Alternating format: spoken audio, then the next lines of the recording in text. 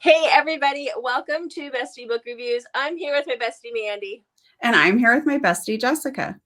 So it is that time again. It is time for our 1-minute book recs. We are going to be going over all the books that we read this past week with 1-minute synopsises of each book. But before we get started, don't forget to hit that subscribe button. We are still doing our Road to 1K giveaway. The next level where we'll do our next drawing is at 750. So when we have 750 subscribers, Mandy, Vanna, tell them what they'll get. All right. We have 9 Minutes by Beth Flynn. This is signed by her, and we also have some other fun swag that we'll be throwing in there with it. This is one of our favorite reads. You definitely want this book. Yes, definitely.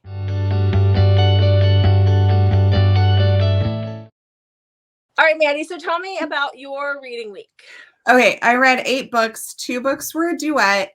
My very first book of the week was a 5-star, and then the rest of the week was like, and then I ended with a 5-star. Okay, so I also read 8 books, but they were all standalone. So your duet, are you going to talk about as one? Yeah, so if you go first, we'll work out perfect. It will be perfect. And then I had a pretty good week. I had several 5-stars this week. One I thought I was for sure going to DNF, and then I stuck with it, and I'm glad I did, but we'll talk about that when we get there. So I guess you got to get that timer ready, and I have the timer ready. Okay, I'm ready. Hear about your first book. Okay, so the first book that I read this week was called Unholy. It's by Shell Rose. It's Chelle, so I think it's Shell, or maybe it's Shelley. I think you read something by her recently too, Mandy, because we had the same conversation. But this book is about an assassin who falls in love with a nun.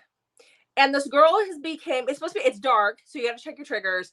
But this was supposed to be like this dark, like I'd heard great things about it. So I'm like, sure, let's pick it up. It doesn't say that you have to read. It says it's a standalone, but there was nothing standalone-y about this because this girl was forced to be a nun. And she immediately jumps into bed with this guy after having sexual trauma. And there was a lot of plot holes. It was very fast paced. Like it was too fast for certain things. Like just went whoom, and I'm going, what?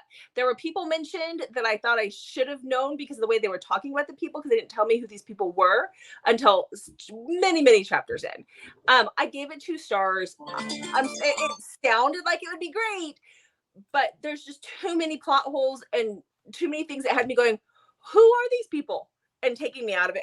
I'm sorry. You have all this sexual trauma and you're just going to give up your virginity over a weekend at a wedding?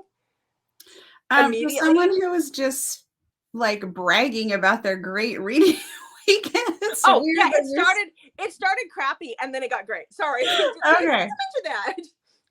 Okay. So that was that one. So what's your first book? Okay, I went back to the Perfectly Imperfect series for book number 3, which was Hidden Truths. I love this one. This is by Neva Altai, and this is Sergey and Angelina's story.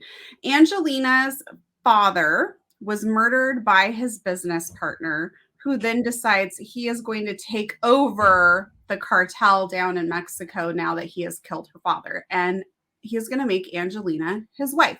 So Angelina does not like this idea at all. And so her grandma sneaks her onto a truck that is being delivered into the United States. And Sergey and that group take the truck. They know there's going to be a girl on there, but they don't know who. So they look for the girl. He finds Angelina. She's like near death's door. And he picks her up and immediately claims her. Now, Sergey is unhinged, and to call him unhinged might be slightly nice, but there's something about Angelina that calms him. And we find out a lot more about why he's unhinged as the story unfolds. So I don't want to give anything away, but I absolutely love how insane he is with everyone else and how much he just like loves Angelina. He's just like so taken with her and treats her so differently. I just absolutely love it. And the thing that I love about these books, especially like his book, it's supposed to be dark. And there is dark context throughout the book. But he and his unhingedness in certain times, like when he's trying to get the tank and other things, it is comedic relief. The way Neva writes these books, you don't realize how dark they are when you're reading them because there is some comedy to them in her writing. Her writing is brilliant. It is absolutely brilliant. And I love her books. But you also definitely get the angst and the feelings with it too. Yes. Yeah. Definitely. There's just certain times where you just chuckle because, especially with him, he brings the comedy relief in several different books, actually. So, because he's just that crazy. And it's just, I love it. I love it. So. Yes. So my next book is one that's for you, Mandy. I totally read this for you and I do not regret it at all. Oh, ooh, okay. Yeah, Mandy's been looking for a great prison book for a while, and I found one. Ooh, okay. Yes, okay. Tell so us let's about it. Okay, so this is called Timeout. It's by Layla Simon, or Simon. I'm not sure. It's just Simon. But anyhow, this is about Nadia and Malachi, or Kai, as he likes to be called. So Malachi is in prison, and he wants to get out. He's staged a breakout because his first child is going to be born. Now, this takes place in New Zealand, so he's got to get to the north. Kind of the north or south, but he's got to go like across the country or up or down, whatever. Nadia is a mom. She's 45. She is, her son is in the prison and she's on her way to the prison to go see him. She actually has some smack in her hoo-hoo because some guys have threatened her that they're going to kill her son if she doesn't smuggle these drugs into the prison. And on the way there, something happens where she ends up in the middle of this breakout that Malachi has orchestrated. And so he takes her and her vehicle and she becomes his hostage. And they go on this road trip to try to get to where his baby's being born. So she's 45 and he is in his 20s, mid 20s, somewhere in there. So this is an age gap. It's roughly a 20-year age difference. And this is their story. I gave it 4.5 stars. I really, really like this one. It was kind of like everything we were looking for. It could have been slightly angstier, but I love it. I loved this book. Ooh, all right. Yeah. Have to make sure to read that. Yes. Yeah. Okay. My next book is My Dad's Best Friend by Katie Robert. And this is probably not a book I would have gone out and bought on my own, but I got this from the Meet Cute bookshop when I did a big like mystery order for them. This was a 4-star read for me. I enjoyed it. But you kind of have to know what you're getting when you read a novella by Katie Robert. You're gonna just kind of get more smut than plot. But this actually did have some plot. Maybe it's too quick with the plot, and like we get to the smut and then it's over. And I always feel like it could be developed a little bit more. So Blake really has a crush on her dad's best friend, who is also his business partner, but he's only in his 40s, so he's a little bit younger than her dad. She's in her 20s, and she has taken over her dad's business. So Blake flies up to visit Jonah. He wants nothing to do with her because she hit on him a little while, like a couple years ago, and he like flat out rejected her. And so she shows up and he wants nothing to do with her, but she's like adamant, like, you have to help me. I really need you to come back and be this architect for this client I have. And then of course there's a storm, so she can't leave. And that's how the story goes. Mm-hmm. Yeah. Katie Robert is a great writer, but she's not somebody I tend to read just because her stuff has more smut than plot typically. Mm-hmm. Or she just has more smut than what I tend to like in my books. There's been a couple that I've liked of hers and others where I'm like, okay. I think if we just went with the plot a little bit further, but this is what she's trained to serve. She's trained to write a quick book with a novella. So you definitely do get some plot. You definitely get the smut. So if you're looking for a quick read, she's great for that.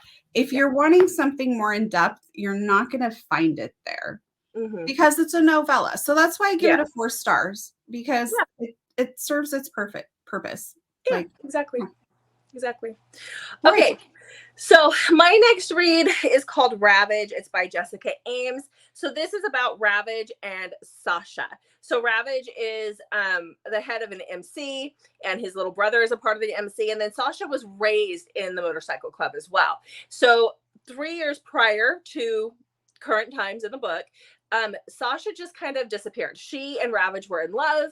And one night he goes on a run and she takes off and does not come back. And so he has bitter feelings about that. He was in love with her. She was his old lady. They'd been together for years. Well, now all of a sudden she's back. This takes place in London. She's back in town with her 2-year-old daughter because her 2-year-old has leukemia. And this hospital is the only place that she can take her to get the medical treatment that she needs.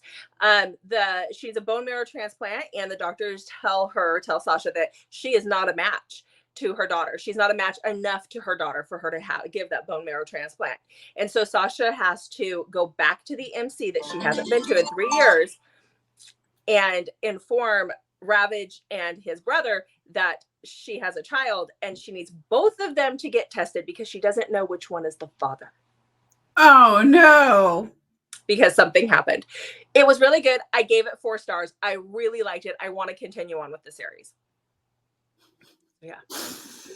And it wasn't because she was out there just jumping beds, okay? There was things. There's reasons. So the neighbor dog's barking, so now my dog feels the need to bark. Well, of course. Of course. Okay, so your next book. Okay, my next book was a 3-star read. It was called Our Little Secret by S.L. Sterling. This is about Ansley and Spencer. Spencer is Ansley's dad's best friend. See, I had a little bit of theme, and then I just got frustrated with it and was done for a while. So she also babysits for him. She's going to be doing an internship for him, but of course he is hot and she has a major crush on him. He is the developer of a dating app, and so she finds out his username and starts messaging him, and then he is messaging her back, and they begin to kind of figure out that it's each other. I thought this was going to be fantastic. It just completely fell flat. I didn't feel any angst. I didn't really feel why these two characters liked each other.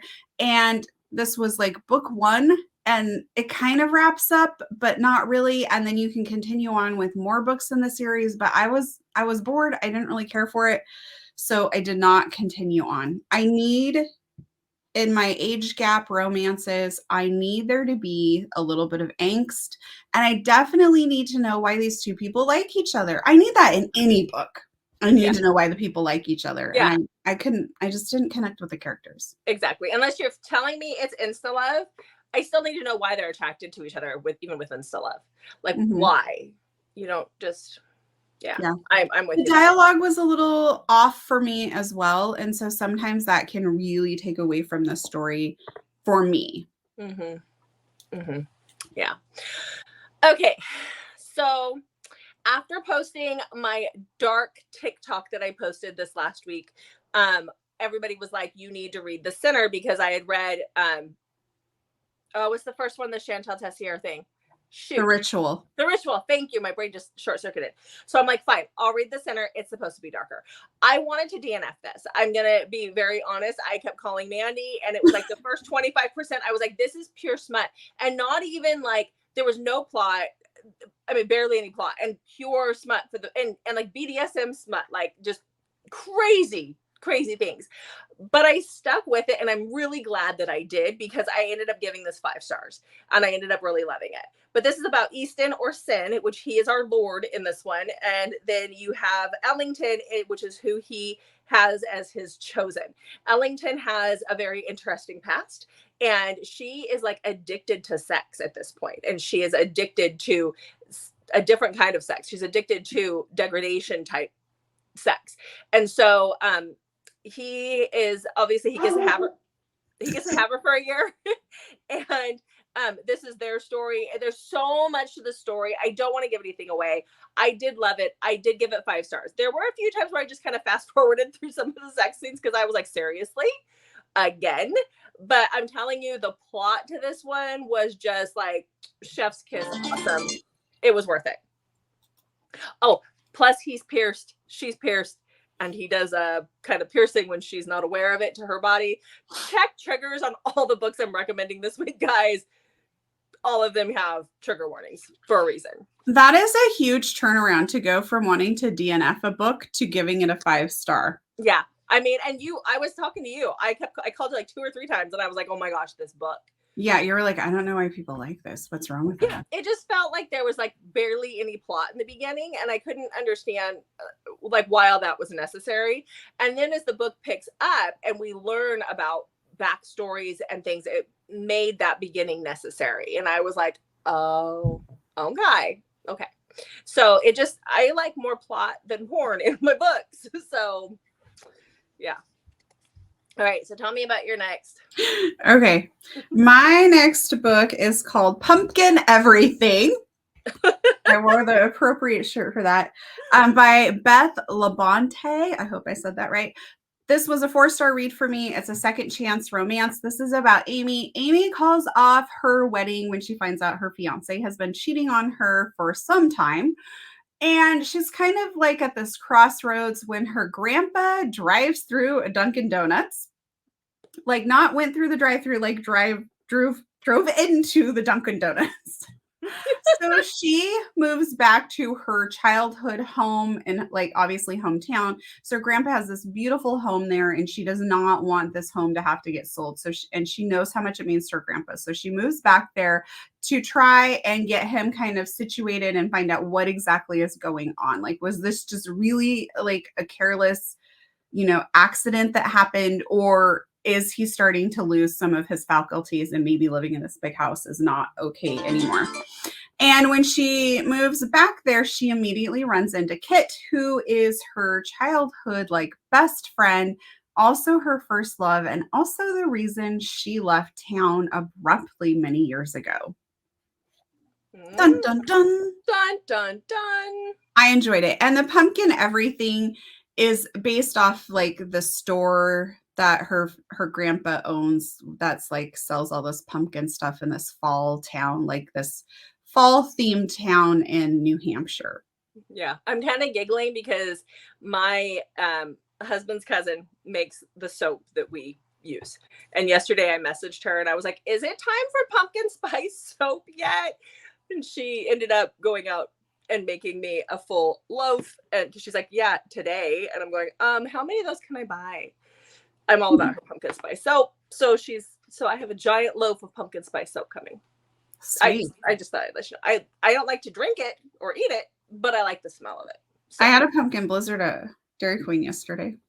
I am not surprised. I just ordered pumpkin smelling plugins for the house. So it's that time of year.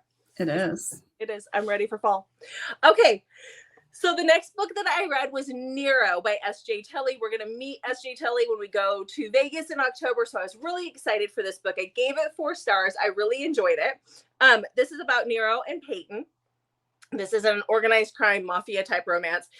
Peyton is 27. She ran away from home when she was 17. She's living on her own. She's struggling. There's a reason why she left home. She doesn't like to be touched or touch other men, especially.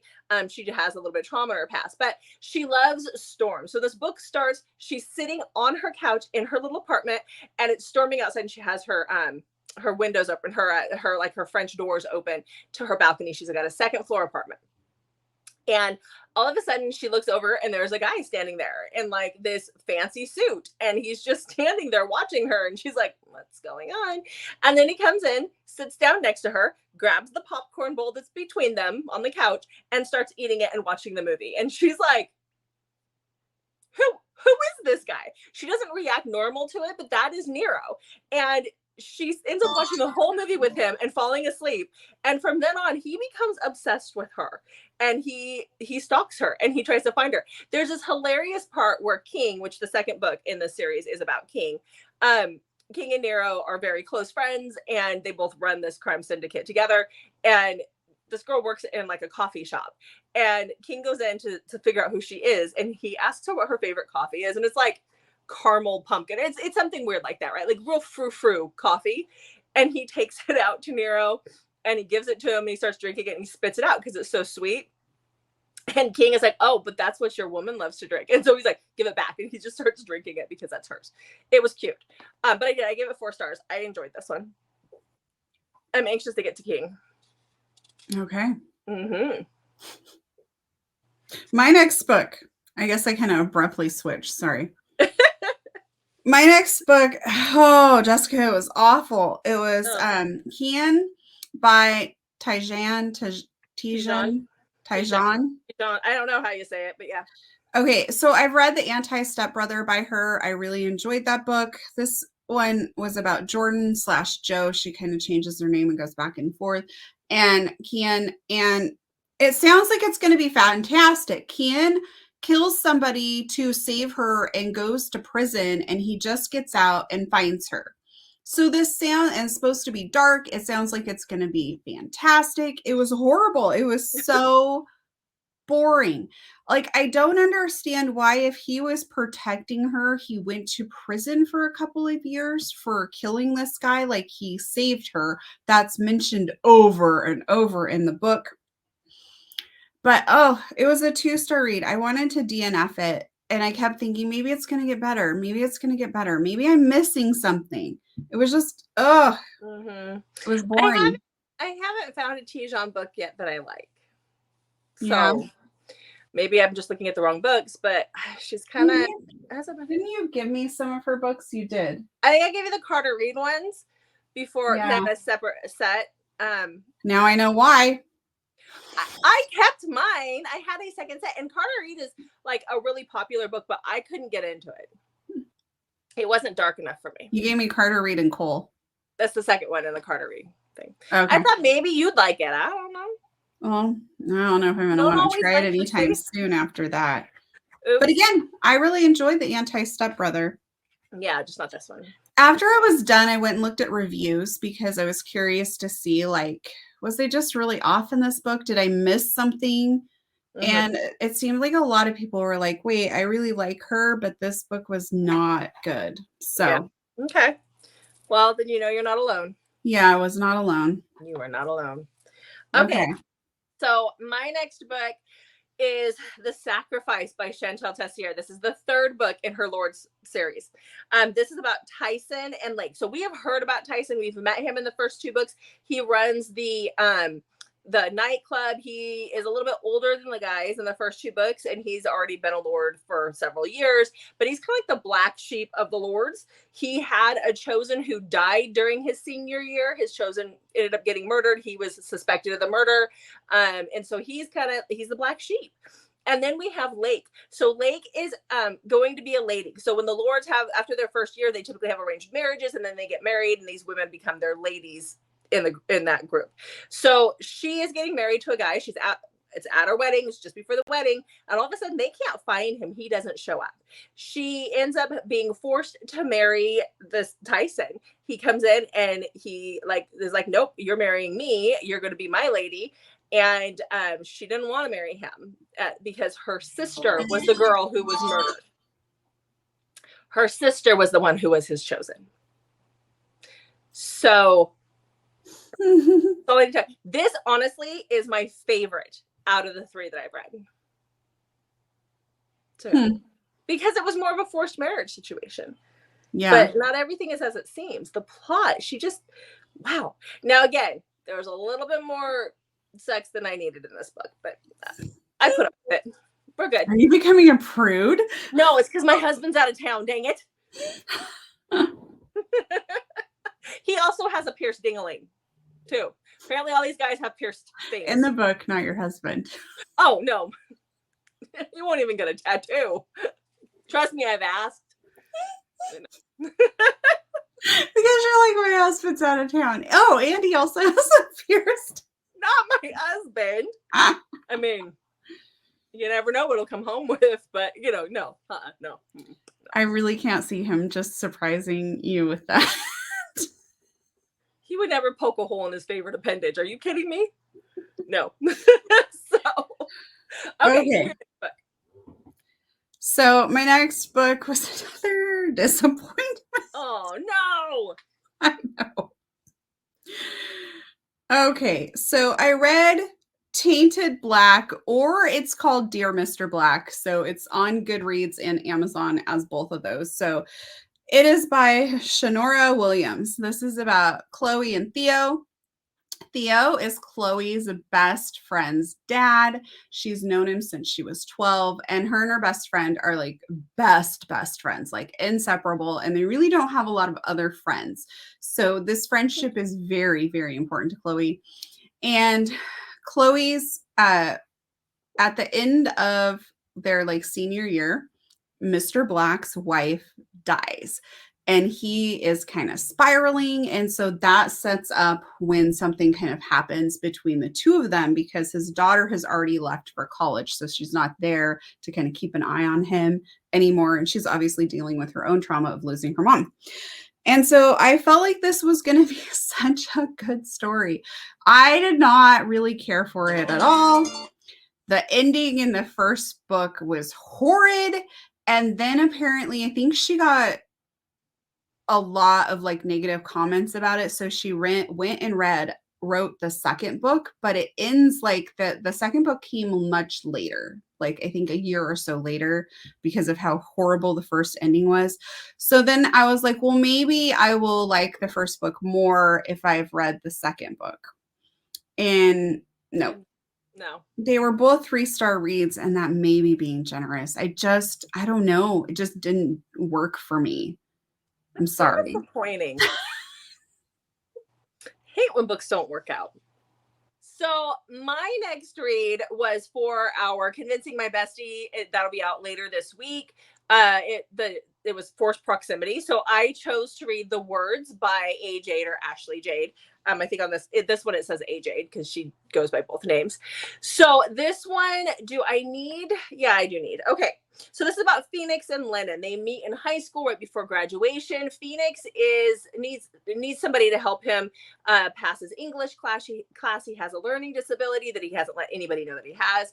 And then you have Lennon, and she is they refer to her as a plus size heroine. I think she was like a size 18. I was like, that's really not that big, but whatever. And anyhow, she's had a hard time. She's been made fun of by all these girls. And so she becomes his tutor, and he has a rock band that he's trying to get up off the ground, and her dad is a music writer, and so she has those music talents as well. And they fall for each other. And then one night something happens that is like a complete betrayal of her, and she and him don't see each other again for, I think it was like 4 years. And 4 years later, he's in a car accident with one of his band members, and he is spiraling, and he's doing drugs and doing really bad things. And so the band member, who's been his best friend since he was a kid, says, bring Lennon in to babysit him. So she becomes his sober companion because she's the one person that he'll never get into bed. And she's the one person that hates him, but doesn't want to see him die. And because of this betrayal, it's a big deal. And so this was their story. So to hear what I thought about this book, you'll have to check out our Convincing My Bestie for Forced Proximity. So, I can't wait. I know you're dying, aren't you? I am. Yeah. Okay. All right. So as I said, my last read of the week was a 5-star read. I loved this book. It's called Second Down, Darling by Lex Martin. This is about Jake and Charlotte. And if you're familiar with Lex Martin, a lot of her books have dads that are single parents. And then we also really get a lot of good football, or at least in the ones I've read. So it definitely has the football focus in here because sometimes they'll like just mention it and you don't really get to see the action, but this definitely has the football in it. So it's fantastic. I loved it. So Jake and Charlotte were best friends in high school. And one night, Jake hooks up with Charlotte's sister and gets her pregnant. And so they go off to go to the same college together. And Charlotte is always there helping Jake with the baby because Charlotte's sister is kind of like really she is super self-centered and really not that into like the whole like family life situation she finds herself in, and Charlotte's constantly the one there. Well, Charlotte has been in love with Jake since they first met in high school, and she's just never told him, and she can't handle it anymore. She just can't be in that situation watching Jake be in this relationship with her sister who treats him kind of like crap, and so she just ups and leaves. And this story picks up about 2 years later when Jake transfers unknowingly to the same college that Charlotte transferred to, and they run into each other. I loved this book. It was so good. So good. So good. Okay. So then our last book, I had high hopes for this book. I gave it 3.5 stars, and it was kind of a letdown because I had such high hopes for it, and it just, I mean, it was good. It just didn't hit them. It just wasn't what I thought it was going to be. It wasn't as wonderful as I thought it was going to be. So I will tell you What guys. was it? Tell us.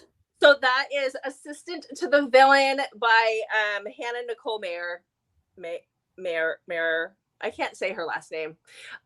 So this is somebody that I followed on TikTok for a long time. I love her little Assistant to the Villain clips.